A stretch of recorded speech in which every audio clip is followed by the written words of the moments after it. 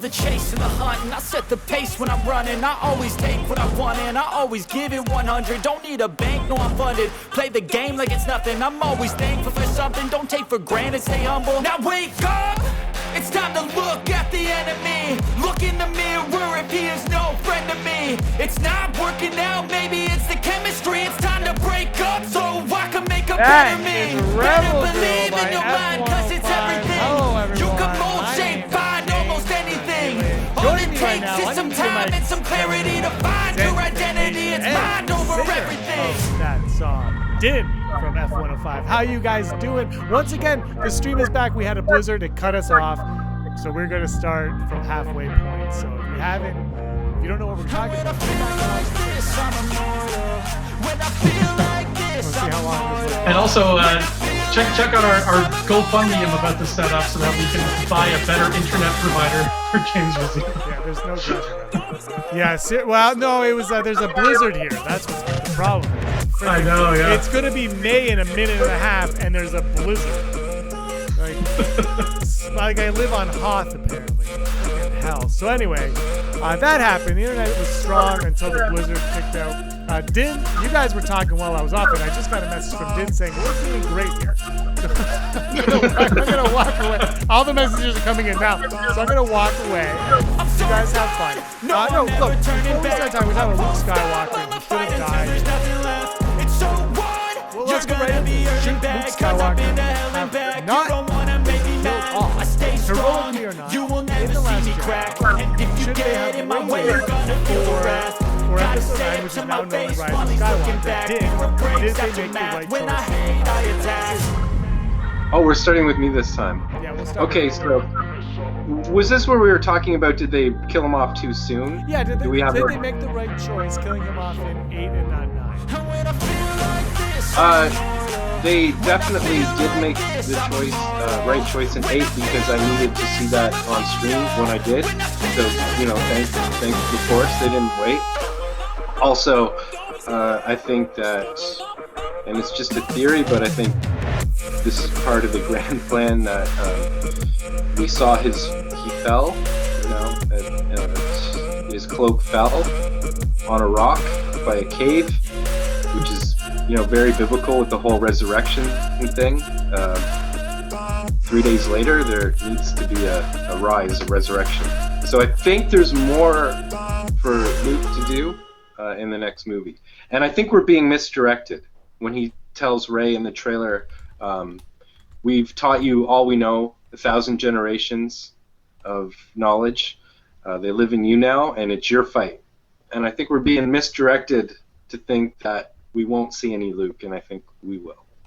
Yeah, let's actually, Andrew, I don't want you to answer that anymore. I want you to go into this other conversation, Andrew, that we have about that trailer, because every single trailer we have had for the sequel trilogy has been voiced by Luke Skywalker.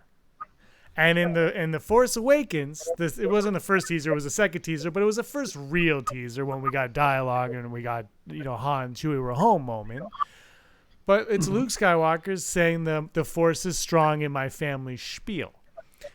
So what do you make of that? Is the dialogue spoken by Luke Skywalker in this teaser trailer actually words that he will speak on screen, or is it just like, nah, we got Mark Hamill to say stuff into a microphone?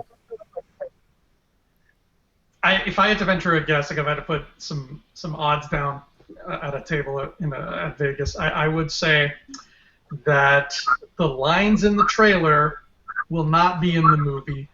I think Luke's whatever Luke is up to come episode 9, The Rise of Skywalker, I think he will be doing a lot of important things and saying a lot of important things that pertain to a lot of important things and potentially spoilery things. I think that they would have searched for some Luke sound bites to use, and everything would have been a bit too close to spoiler country for JJ's liking. And we know how sensitive he is with spoiling anything. So I feel like just to be safe, because we didn't hear any dialogue in this trailer aside from Luke's narration. So just to be safe, just to keep as much hidden as possible, he just said, hey, Luke, here's some generic but fitting lines I'm going to get you to say into this microphone, and we're just going to play it off as if it's part of the film. But it's not. We're going to trick people because I'm J.J. Abrams, and that's how I roll. And then he did this little point wink, and Mark Hamill was like, I know, I get it. You don't have to point wink at me. Didn't you disagree? Why? I'm just joking. What do you think? I completely agree with that. I completely agree with that. Mostly because I say when answering any of this stuff with the sequel trilogy, there's one question to ask yourself, which is, what has been the whole point of the saga of telling the story all along? Which is to say, what has been the artistic statement of the guy who created it all along? So when we look at the 2 or 3 major themes of what his artistic statement is, where does that end up? And we know that Kathleen Kennedy said the plan was to bring Palpatine back from the beginning, and I say, of course, all those seeds have been laid. I mean, the follower of Palpatine talks about how he believes he's going to come back from the dead in Chuck Wendig's Aftermath. You got the Snoke theme in The Force Awakens. You have Snoke literally. Okay, when I saw Last Jedi, I thought he's got to be Palpatine because he's subtly infusing. Andy Serkis is sometimes subtly infusing, and I'm not saying I think for sure he's Palpatine. I'm just saying they've been planting seeds, like the way he says a new Vader. He just says it so much like Ian McDiarmid delivered the line Vader in Revenge of the Sith. But those are just the details, and you can never guess how they're going to take the big core ideas and the values of George Lucas and his statement and figure out how they're going to actually do it. I mean,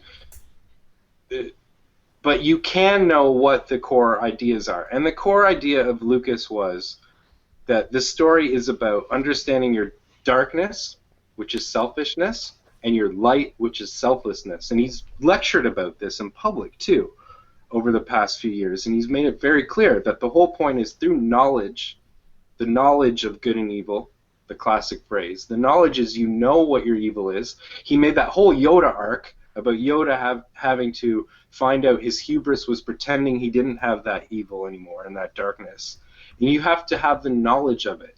You don't have to act on your darkness, but through the knowledge, you then know what the opposite is. It's like a form of relativity. Okay, I'm going off on a tangent.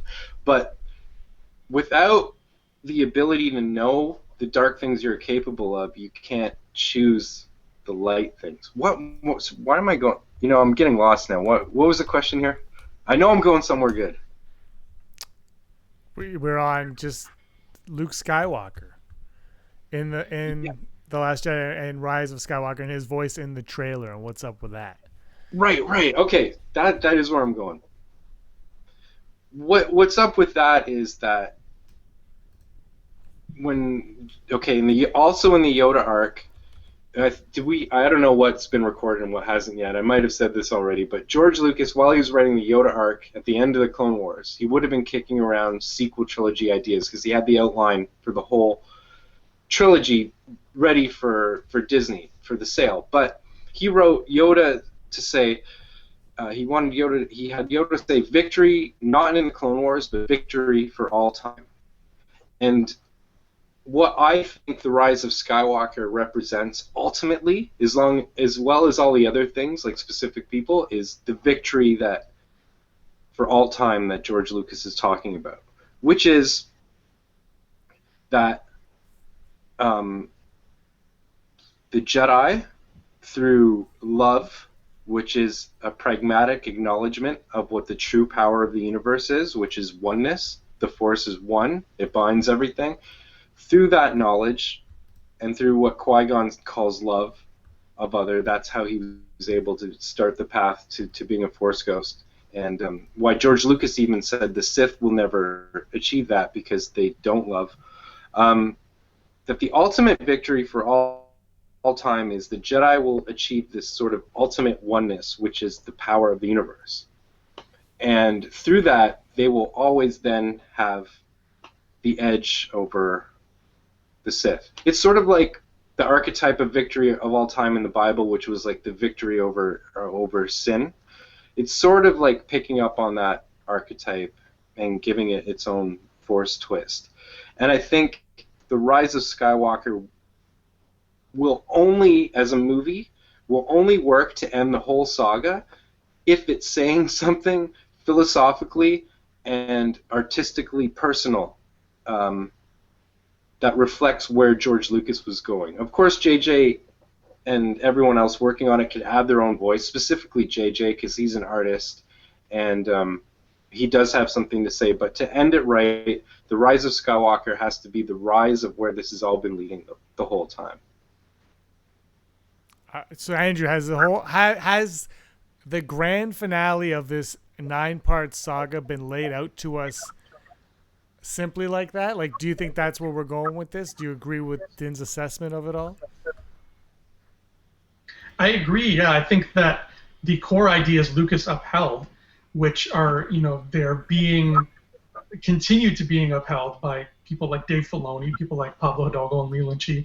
I think it would be foolish and kind of reckless for Kathleen and JJ and Ryan to throw those core ideas out the window just for the sake of their own beliefs, because you're dealing with your own films, but you're not dealing with your own story. You're dealing with Lucas's story. And I think I was off the air when I mentioned this. Like, yeah, you can play around and take bigger chances and be completely off the wall when it comes time for Benioff and Weiss's trilogy and Rian Johnson's trilogy. But when it comes to this story, and even the Rogue One and Solo spin-offs and even Mandalorian and stuff like that, when it comes to these stories that are firmly rooted in the world of the Skywalkers, then you need to respect what George was going for, and you need to respect the more spiritual underpinnings of this story. Yeah, we like it because there's lightsabers and tauntauns, and the Ewoks try to eat Han Solo at one point, but there's so much spirituality packed into these films that to just make them as normal blockbusters and just throw stuff willy-nilly and ignore all that would be a really dumb idea. And thankfully, I don't think anybody at Lucasfilm is doing that. I don't think anybody's ignoring it. I don't think anybody is trying to just do their own thing and push Lucas to the side, regardless of whether or not they liked his ideas for 7, 8, and 9. I think that everybody's being respectful to the whole idea of oneness with the Force being, the selfless way of the Jedi, and separation as the selfish way of the Sith. So yeah, I agree. I just want to add something to that I think you can't end the Skywalker saga. You just cannot end it without saying something philosophically. Every movie has really said something, and when you look at the question, what was Lucas trying to say? It is essentially that the universe is one, and you know what? Filoni's such a good student, and Rian Johnson, because they really kind of distilled it down into simple, easy to even make it even clearer and simple for people to understand, like in The Last Jedi, how Luke's explaining the duality to Rey. The universe is the duality. It's the dark and it's the light. It's the love and the hate, and it's all one. And you are one with that. So if you try to ignore any part of that within you, like Yoda did in the Clone Wars arc, Yoda arc, then you're missing the whole point of how you function in connection to this whole galaxy. Like, you're literally, not metaphorically or you're literally one with that duality of everything. And therefore, the greatest power of the universe is your connection to that. And that's why the Jedi can become Force ghosts and live forever through that acknowledgement in the pragmatic way of love. There's no better way to acknowledge the connectivity of everything than to love something else like it's you. And that's the ultimate victory that I think they've been heading towards all this time. And the Sith, and I've heard even George Lucas talk about this, that the Sith can't achieve that because they can't love, which is basically saying the Sith cut themselves off from unlimited power, as Palpatine puts it. Ironically, he's going for unlimited power, but he cuts himself off from unlimited power by viewing himself as better than everyone else and separate, therefore, from everyone else. So by viewing himself as separate, he's already lost the battle. And so what I think this movie will show, and what George Lucas has been pointing towards, is through the unnatural means of trying to achieve that. He thinks he will achieve that ultimate power, but he won't and can't, because he'll always be separate from it. And the Jedi will, because they go about it in a natural way, which is love. I guess I got a few comments here I got to get to in the comments. First, Andrew, I want to direct this one at you, and then Dan, I'll direct the next one to you. But Ghost World says, Andrew, our good friend Ghost World says, what did Attack of the Clones say? CGI was cool? In terms of... I thought that was a good one. You don't have to answer that. We all get the joke. But Din, this one is for real. What if the Rise of Skywalker... Andrew, I'll also take this one to you as well. What if the Rise of Skywalker is about the ascension of the Skywalker clan, perhaps the ones to come from the Force, and the ones that come from the Force cannot become one with it until balance is achieved? I'll let Andrew take that one. Ooh, Andrew, go for it. Sorry, I might need you to repeat that. I didn't quite catch the gist of it there. Okay, what if the Rise of Skywalker is about the ascension of the Skywalker clan? Perhaps the ones who come from the Force cannot become one with it until balance is achieved. I learned how to read. I see. I So learned how to read in between there, so the second time was way better. The ones who come from the Force being Anakin. Possibly I see. Yeah. And possibly Rey. That's a good point. But they don't come from the Force. That's what Luke was... Sorry, I got to interject there, because that's the clarity that I'm talking about of Rian Johnson. He made it absolutely clear. They're not more connected to the Force. They don't have any more claim on the Force than anyone else. So, I think... Okay, so... I really do want to take this now, because this goes back to how I think Rian Johnson and J.J. Abrams are great Padawans of Lucas. Like Lucas himself said, the point, because he took being a master so seriously, he schooled everyone, and he mentored everyone from Joe Johnston when he was almost too young to work at Lucasfilm to Dave Filoni. He took that seriously, and he said the whole point is that a master teaches their apprentice so well that eventually the apprentice becomes greater than they are. And I think Rian Johnson and Dave Filoni and J.J. Abrams have been such great students, because they really have been paying attention, and they're keeping the core of what Lucas was saying, but they're also going, and I think J.J. was going, but my own personal view of the Force is really, I'm feeling like anyone in this world, in this galaxy, can have it. And that's why he started that first Force Awakens trailer with Luke saying, started this all with Luke saying, and you have that power too. I mean, I think he has an artistic intent, and a major artistic intent of the sequel trilogy has been, while staying true to the core ideas of George, saying on this one little thing, midi-chlorians, which is making it seem like some people are elite and have more special. No. And maybe it was a bit of a flaw for the Jedi to think that. Like, no, we're all equally as special, and really it's just a matter of saying, I want to do it, and I believe I can. That's all any of the characters in so I don't think anyone is... I think they're going to end off the third movie, to end what I'm saying, with sort of more of a statement on that, which is to clarify even more that I've always said, if you look at where they're going, the ultimate ending for the Skywalker saga is that the Force awakens in everyone in the universe. I mean, they'll never do that. I think visually you can make a really beautiful montage of that happening to everyone in the universe in different ways. I don't think they'll do that, but I think that's philosophically where they're going. If you remember, there was a rumor going around when The Force Awakens was first being released that The Force Awakens was going to be about a bunch of people wandering through the galaxy, and the Force would awaken within them. Because kind of that, if there's any truth to that whatsoever, because that, maybe that did stem from somewhere. What you're saying could end up being a reality in this film, that the Force could just eventually start awakening people, and everybody is one with the Force in some aspect. Like all spiritual concepts have always been really horrible when they get stuck.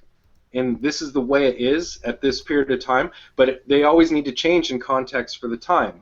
like, I don't want to get too political, but there's stuff in the Bible which made sense 2,000 years ago, but not now. And I think that you could easily say that the Force evolved to the point of where it was like, well, we've been functioning through midi-chlorians and that didn't work out. That hasn't been working out. So now, just like biology, it's just like eventually we're going to lose our pinky toes because we don't use them. I think through the last 20, 30 years in the galaxy, the Force is going, okay, the midi-chlorians thing wasn't working, and now it's going to evolve to a place where people can communicate more with it without the midi-chlorians and be, less elite and less specialized thing. That's the thinking that I think JJ has been on about, and we'll see what he does with that with 9. Well, Andrew, that goes back to Attack of the Clones. What was the point of Attack of the Clones? Perhaps the biggest point of all of it is exactly what Din is saying, and is that this midichlorian nonsense and the Jedi nonsense, all of it was so wrong that they allowed this guy from Naboo to take over the entire galaxy, and he was a Sith Lord from under their nose the entire time. And that is the point, is that the Jedi they were wrong on so many levels, but they were so full of themselves that they believed what they were doing was right because they believed that they were good. Exactly. You literally took the words right out of my mouth. I was about to respond with that. If there's a lesson to be had in Attack of the Clones, it's that it was so easy for Palpatine to grow an army right under everybody's noses, train it, hoard it, and start a war in the name of it, and continue and perpetuate this war for 3 years. It was so easy for him to do that is just physical proof that the Jedi, who were in charge of everything pretty much back then, were, it was not the right way to do things. They were inherently flawed in the way that they ran the show. Yeah, the hubris was exemplified in what Mace Windu said in The Phantom Menace, which was, we don't think the Sith could have returned without our knowledge. I mean, right there, that's one line is showing what's wrong with the Jedi, is that they think they're right about everything, and they're stuck in their idea of what was right 1,000 years ago, and that it's still that that they're doing everything the right way. Even the midi-chlorians, like, it's kind of just upholding their power structure. Like, we can sit in these positions of power because we have like the special and keeps us in the seat of power. So, but through, I just thought of something. Marshall McLuhan, the Canadian philosopher who said the medium is the message, said the medium of technology always changes through times, and it tells us something about where we are.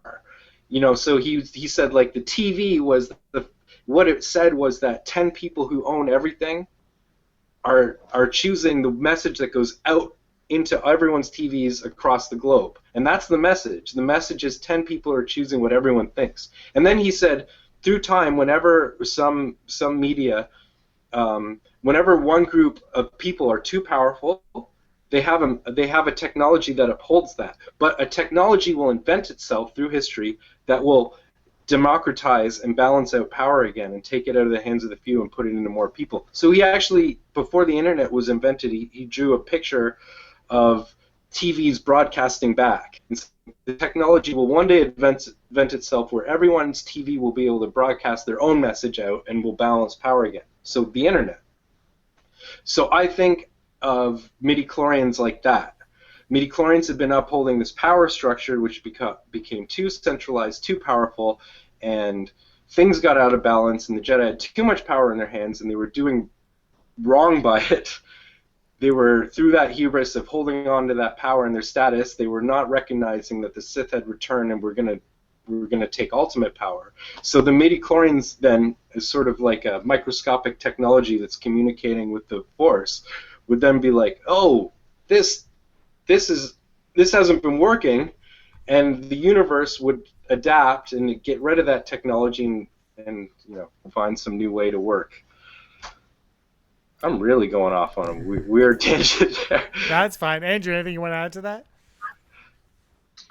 First of all, thank you for reminding me about that, Dan. I totally forgot about the medium is the message. I remember learning about that in high school, and it has not popped into my brain until right now. So yeah, okay, it's so nice as to hear crazy as about what that I again. just said sounds, like the midi-chlorians, what's the message of midi-chlorians? The message of midi-chlorians is like that was upholding a power structure that just didn't work, so something else will take its place.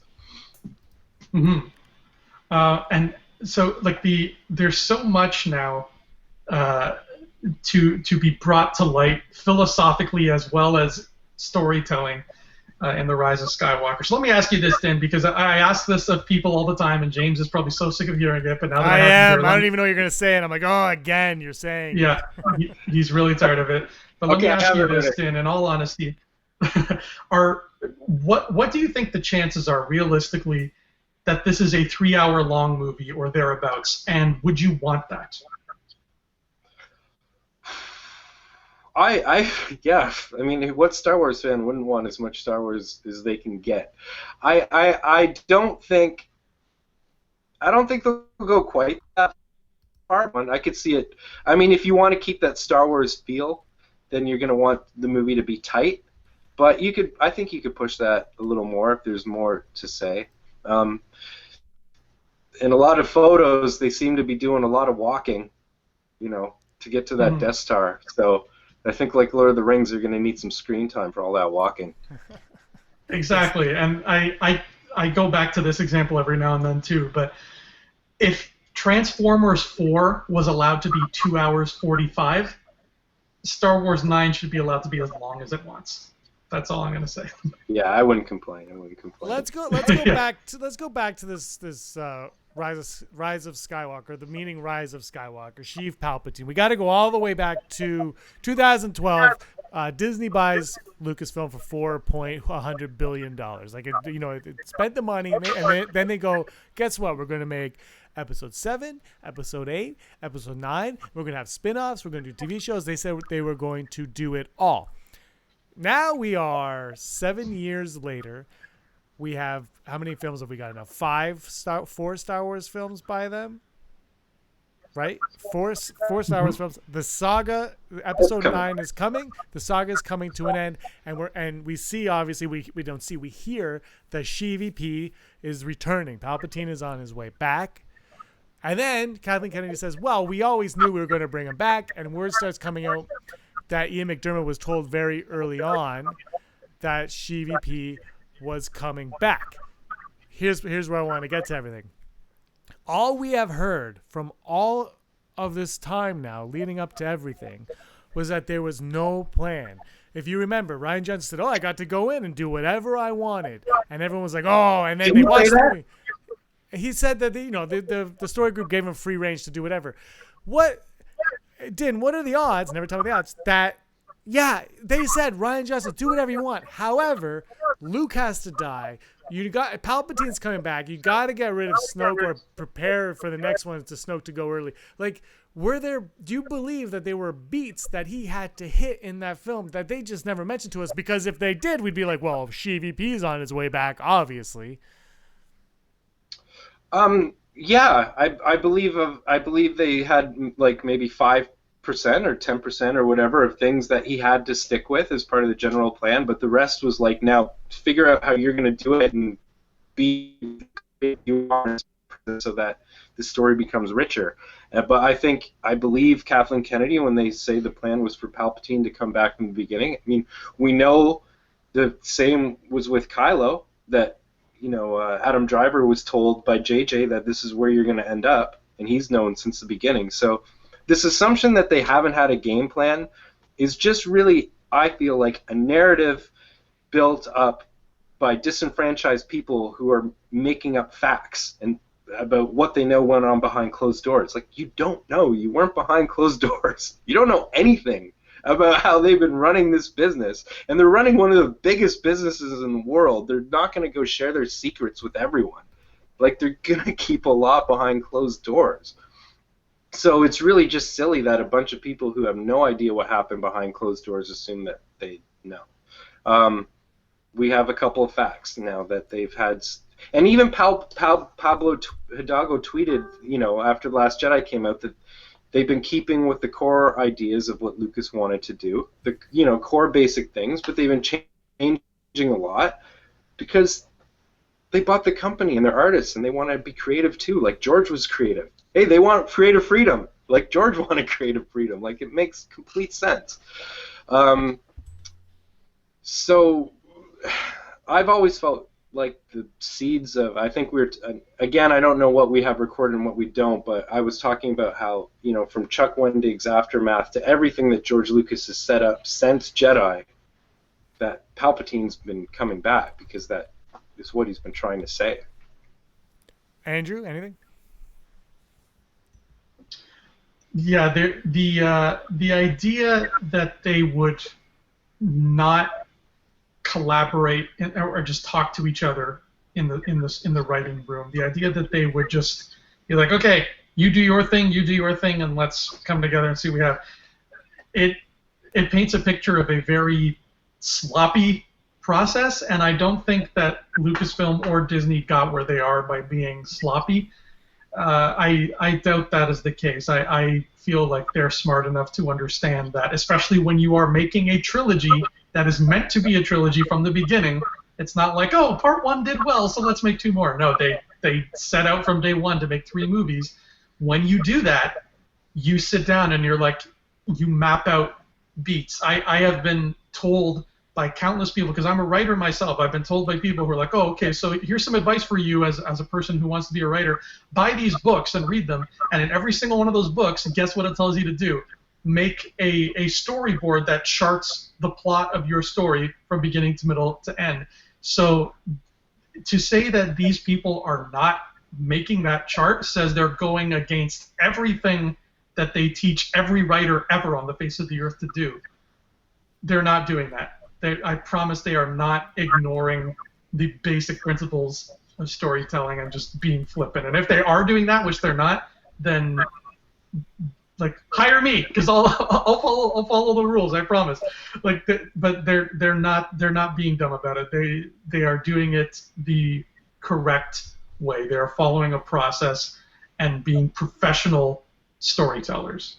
I mean, even the Last Jedi.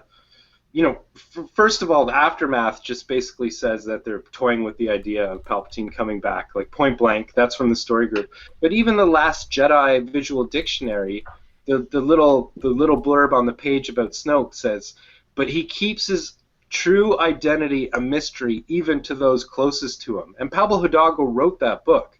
He's basically saying, like, what Rian Johnson showed you about Snoke in The Last Jedi is not the truth about Snoke.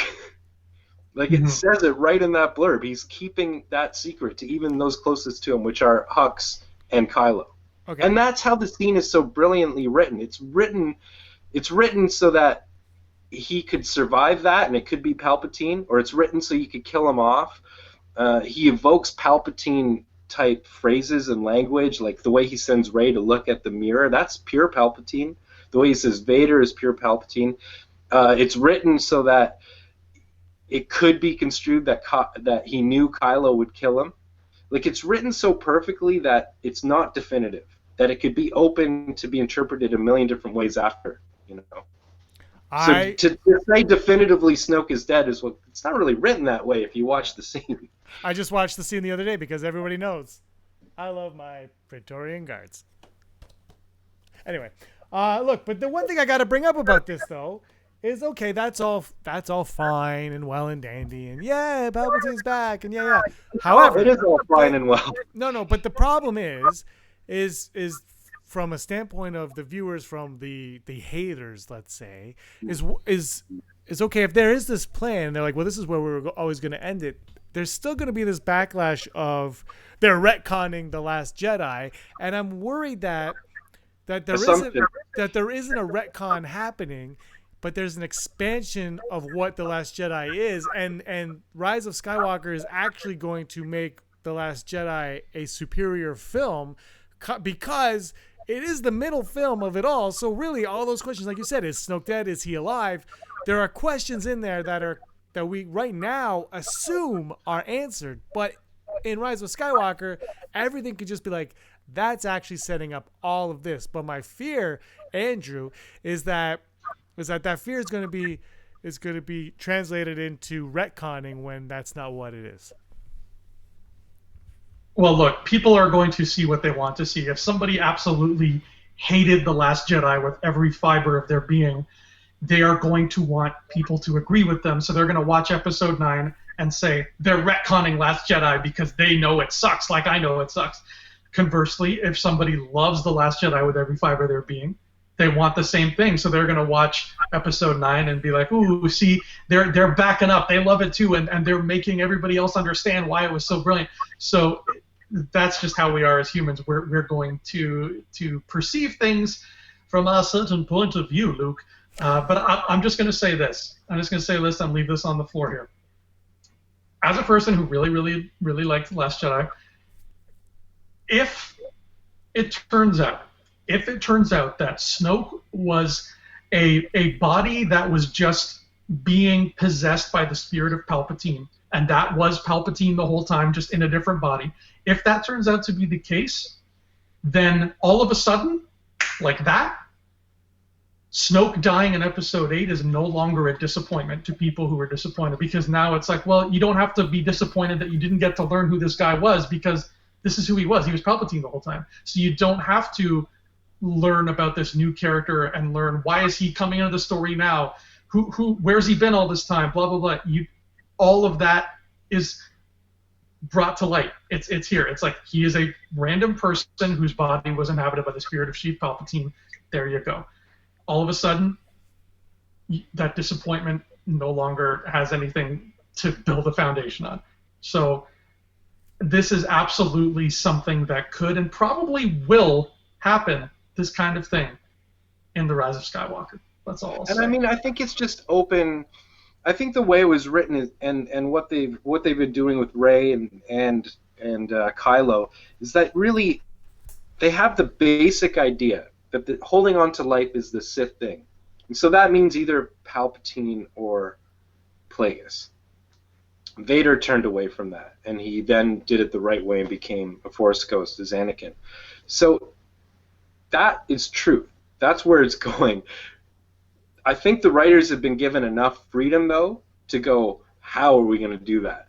Like, it could be, and this is not, so I just have to put it out there because, people might say I'm crazy or whatever, and that's fine, I kind of am. But it could be anything. Like, part of Palpatine could be in Snoke, part of him could be in Rey. And that's why they purposely had her thrusting and making that sort of evil face a lot in Force Awakens, that she was like mimicking Palpatine. You're making I think Andrew very happy. Ideas. If they're toying with that, what's that? You're making Andrew very happy. They were toying with that. They were toying with that. Sure. It doesn't mean that they were definitively saying at the time Rey's going to have something to do with Palpatine, but Palpatine had the base on Jakku, and that's where Rey's from. So they're just, to me, the evidence says they're toying with stuff. It doesn't mean that they're decided 100% that that's where they're going to end up, though they have been saying with Ben. My theory is because when you look at everything that they're toying with basic concepts. Like the Vader comics show that the whole point of Vader's castle was for him to learn how to cheat death, right? To save Padme. That's the whole point of the Mustafar castle. And that someone, Mormon or whatever, was able to put his essence in a helmet and come back. So they're just toying around with the idea that's an archetype in all the other myths too, like Sauron, his essence. Voldemort is split into many different Horcruxes. Palpatine could be doing something like that. Part of him could be in Rey. Part of him.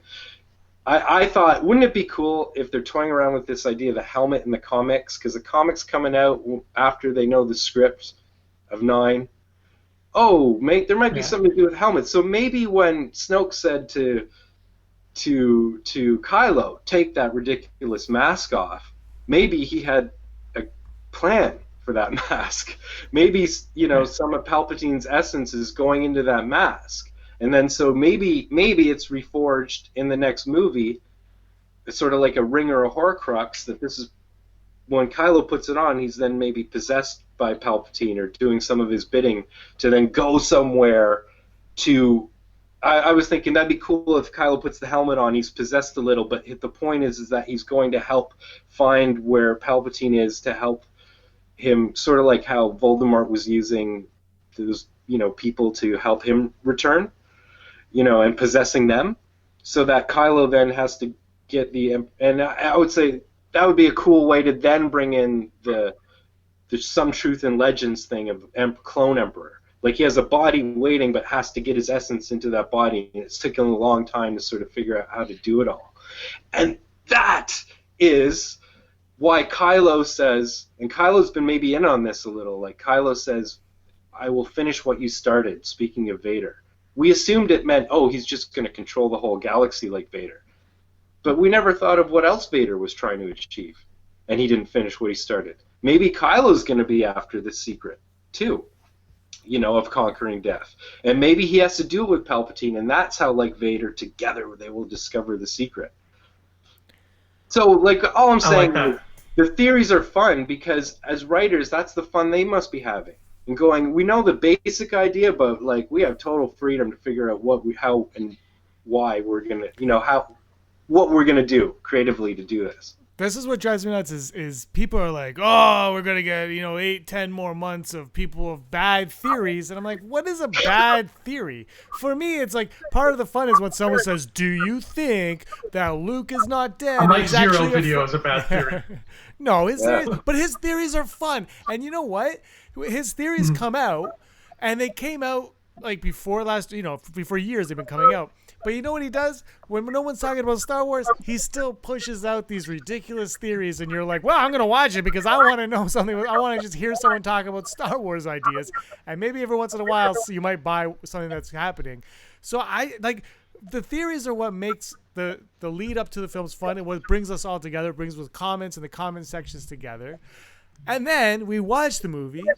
And when the movie's done, we can have an actual conversation about what we saw and decipher it. As long as we don't take those theories and bring them in bags and bags with us into the theater, and when they don't pan out, we get disappointed by that. I mean, I'm almost like, I just want to make it clear that none of my theories do I actually think they're going to happen. Like, people get really attached to their theories. I have no idea. I know that the creative process is open so that they're going to come to their own ways of doing it, and that's why they're the master storytellers, because they're great at what they do. I just think that the true things are there in the core concepts of everything they're setting up, and those are true. Like, we have the essence in the helmet thing. So what does that mean? They're toying with that idea, the ring, that the visual dictionary says the ring that Snoke is wearing is from Vader's castle. So to me, the Ring of Power, like Sauron, like they're playing around with the ideas, at least. Yeah, that's the thing is they have these details, Andrew, and I don't believe for a second that they would put these details in for poops and giggles. You know what I mean? Like they're like, Snoke's ring might never play a factor in anything, but there is a reason why it came from Vader's castle. Yeah, that you could play with it. And you got the helmet, too, to play with now. So I think a conversation between JJ and RJ would have been like, we know we're bringing Palpatine back, because let's be honest, that's not only what George Lucas was trying to say as a statement about, dark and light, selfishness and greed, but if Ian McDermott's alive and you don't use him, Andrew, if I'm a director, I'm bringing Ian McDermott back, because he kills everything. Like, how do you not bring him back? Of course, but actually, I remember texting Dominic, our buddy from the Star Wars Underworld, who's my neighbor here in Toronto, so we hang out all the time. I'm like, as soon as Ian McDermott appeared on Rebels, I'm like, he's in 9. He is in 9. This I actually know now, because he wouldn't be around to do that cartoon unless he was around to do something bigger. You couldn't just call up Ian and say, do the cartoon. That wouldn't happen. It's the same with Frank Oz. You couldn't call him up and say, hey man, do Rebels. He only did Rebels at that time because he was in the studios doing Yoda for Last Jedi. So I was like, Palpatine's, he's in Rebels, he's in 9. That's just how Lucasfilm, like when you look at why I'm tying this into like the comics and expanded materials is because those things that are quicker to make and come out faster than the movie, they've been seeing the script and the core concepts for the next movie and they start playing around with them, right? Like, especially when you have an animated show, you can see that like stuff that was happening in Rebels 1 year before the next movie came out was then reflecting what happened in the movie, just as like basic concepts. Yeah, the books and comics, they didn't really, like, the books in particular, you know, they don't really have as many unsolved mysteries and dangling plot threads as the movies do, but the ones that they do have, the interesting ones where I would close the book and be like, oh god, I can't wait to find out more about this, were to do with either Palpatine and some secret plot he had going, like in Tarkin when he mentioned like a secret endgame he had planned, or like you bring up the Chuck Wendig books, Tim, like the stuff Yup Tashu was doing with the Acolytes of the Beyond and worshiping this idea of a resurrection of his Sith master. All of that, all of those pieces of the books, they were for me, and I'm biased, yes I am, the most interesting parts of the books because they spoke of something bigger and grander. And the idea that it's so big and grand that we're getting the answer not in another book, but in the final Skywalker movie, that makes me incredibly happy. And I'm going to go so far right now as to, do you guys remember when Episode 8 was coming out, but not out yet? When Episode 8 was not out yet, and we were all looking forward to seeing Luke Skywalker, you know, tear some stuff up, there was that hashtag that came out, hashtag Ignite the Green, because everybody wanted to see the green lightsaber. I'm going to start a new one right now for the Rise of Skywalker, hashtag Ignite the Sheev, because I guarantee you, Sheevy is going to rock the hell out of this movie. Yeah, he is. You know, my hashtag would have always been "Don't Ignite the Green." Like, I was really fundamental. Like, I as an activist, I studied nonviolence, and I had a nonviolent mentor, like someone who was serious. He was an activist in Baghdad and became famous because he was abducted for 118 days with 3 other activists by terrorists. His name's James Loney. He's one of my best friends, my neighbor. His book is Captivity, 118 Days in Captivity. It's at Indigo and everything. But he always said that, as a side note, he always said, like, the only way to be nonviolent is to know your own violence. And that's a lifelong process. And that's something I've learned, you know, that I started out in my 20s trying to do good things and idealistic things, but then things happen to you and life kicks you around and people do things that, you know, that could hurt you or blah, blah, blah, to everyone different degrees. But that fight against the anger that can happen from that, the upset, the hurt, that maybe gets harder as you go through life, you know, as you accumulate more. So maybe, in a sense, it's harder to choose the good reactions to bad things as you go through life. And that's why Luke is such a powerful character in Last Jedi, because that battle never ends. Like, he's seeing bad things again in Kylo, and now he's faced again with his reaction and how to choose to react to that. I went off on a tangent again. What were we talking about? We're talking about Star Wars Episode 9, the return of Luke Skywalker and Sheevy hitting the stage in Rise of yeah. I keep wanting to call it Rise of the Skywalker, but it's not. Yeah, hashtag Don't Ignite the Green. I was very adamant that I wanted to see him not use that saber because he threw it down and that his battle wouldn't end. But they did that in the best way possible in The Last Jedi by having him ignite it without using it. He ignited blue. Yeah. I think, like I said, I really think and hope that the door has been at least open to them to because, you know, Sam Witwer used to talk about this, how if you watch, like, Phantom Menace, Qui-Gon dies, but then he's a voice in Attack of the Clones. He says, Anakin, no! Anakin, And then Anakin.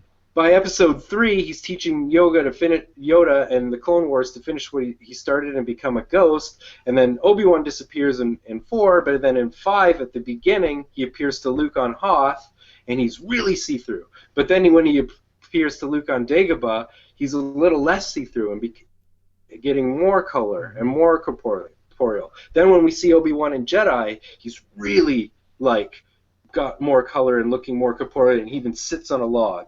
He's interacting with physical environment. And then we don't see anything in 7, but then in 8, we see Yoda start off as see-through, but then he moves to go sit by Luke and become solid, and he's making lightning destroy a tree, and he's whacking Luke in the head as a solid being. And that's why people say, oh, Yoda doesn't look quite right. Well, because he's become something different. He's not just that see-through faded blue ghost anymore. He's actually purposefully more potent in color and solid, and he doesn't look the same because the ghosts are becoming more solid as they go. So I think the groundwork has been laid to see what Lucas wanted for Jedi, which is Obi-Wan and Yoda to deal with Palpatine as corporeal beings in 9. Whether they do it or not, it's still a question of if, but it's been set up, I think.